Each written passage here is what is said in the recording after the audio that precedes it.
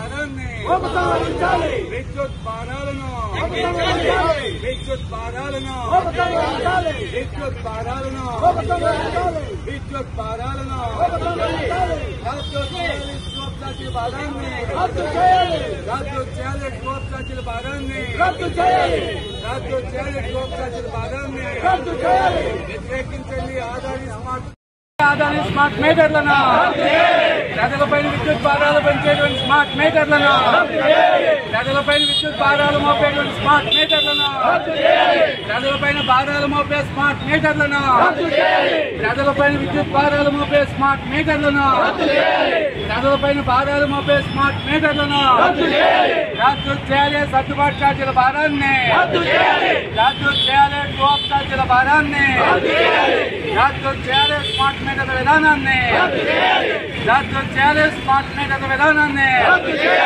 రద్దు చేయాలి స్మార్ట్ మీటర్ల విధానాన్ని రద్దు చేయాలి విద్యుత్ రంగ ప్రైవేటీకరణ విధానాలని రద్దు చేయాలి విద్యుత్ రంగ సంస్కరణలను వ్యతిరేకించండి విద్యుత్ రంగ సంస్కరణలను వ్యతిరేకించండి విద్యుత్ రంగ సంస్కరణలను ఆదాని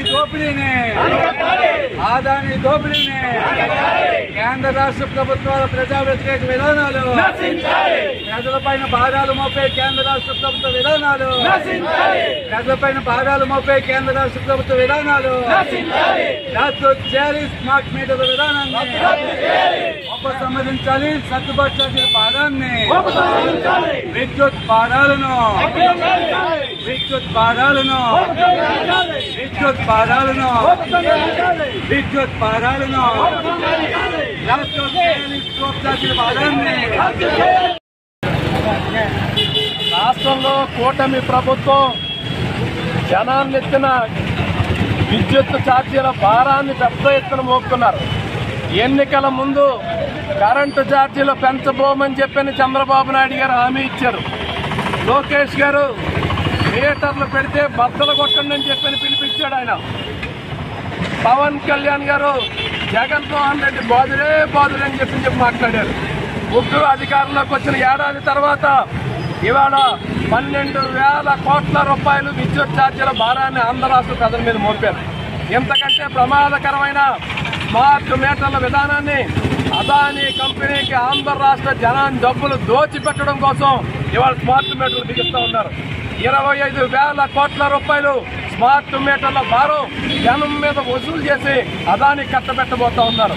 ఒక స్మార్ట్ మీటరు ఇవాళ సింగిల్ ఫేజ్ స్మార్ట్ మీటర్ ఖరీదు 8,000, 3 ఫేజ్ స్మార్ట్ మీటర్ ఖరీదు 14,000 నుంచి 17,000 రూపాయలు. ఆ రకంగా మన జేబుల్లో చిల్లు పెట్టే ప్రమాదం ఉంది. ఈ స్మార్ట్ మీటర్ బిగించిన తర్వాత ఇప్పటికే షాపులకి షాపింగ్ కాంప్లెక్స్ బిగించారు. 1,200, 1,300 వచ్చే చిన్న షాపుల కరెంటు బిల్లు 3,000 నుంచి 5,000 రూపాయల దాకా వస్తూ ఉంది. ఇవాళ ఇళ్లకి బిగించే స్మార్ట్ మీటర్లతో మన ఇంట్లో రీఛార్జ్ చేయించుకున్న తర్వాత కరెంటు ఎప్పుడే అయిపోతే అప్పుడు కట్ అయిపోతుంది. మళ్ళీ రీఛార్జ్ చేయించుకోవాలంటే కట్ అయిపోయింది, దానికి పెనాల్టీ కట్టాలట. దాంతోపాటు ఉదయం 6 గంటల నుంచి మరుసటి రోజు 6 గంటల వరకు గంటకి కరెంటు లెక్కేస్తారు. ఆ గంటకి లెక్కేసే కరెంటు మనం ఎక్కువ వాడే సందర్భాల్లో యూనిట్ రేటు పెంచుకుంటూ పోతా ఉంటారు. ఆ రకంగా జనం జేబులు చిల్లు పెట్టడం కోసం చేస్తూ ఉన్నారు. మరి ఇదే జగన్మోహన్ రెడ్డి ముఖ్యమంత్రిగా ఉన్నప్పుడు పయ్యావుల కేశవ్ దగ్గర నుంచి అదానీతో కుదుర్చుకున్న జగన్ ఒప్పందంలో అవినీతి జరిగిందని చెప్పి మాట్లాడారు. మరి అదే అవినీతి ఒప్పందాన్ని ఎలా కొనసాగిస్తా ఉన్నారు ఇవాళని చెప్పి అడుగుతా ఉన్నాం.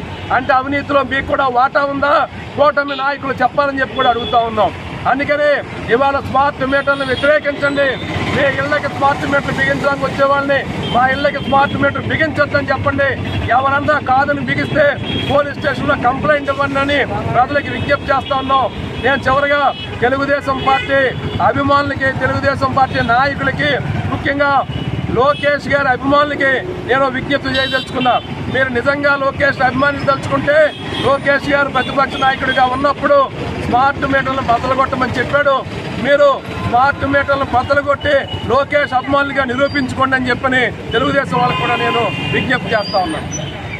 స్మార్ట్ మీటర్ల విధానాన్ని ఉపసంహరించాలి, సర్దుబాటు ఛార్జీల భారాన్ని విద్యుత్ భారాలను విద్యుత్ భారాలను విద్యుత్ భారాలను విద్యుత్ భారాలను రద్దు చేయాలి. స్కోప్ ఛార్జీల భారాన్ని రద్దు చేయాలి. స్కోప్ ఛార్జీల భారాన్ని రద్దు చేయాలి. స్కోప్ ఛార్జీల భారాన్ని రద్దు చేయాలి. వ్యతిరేకించండి. ఆదాని స్మార్ట్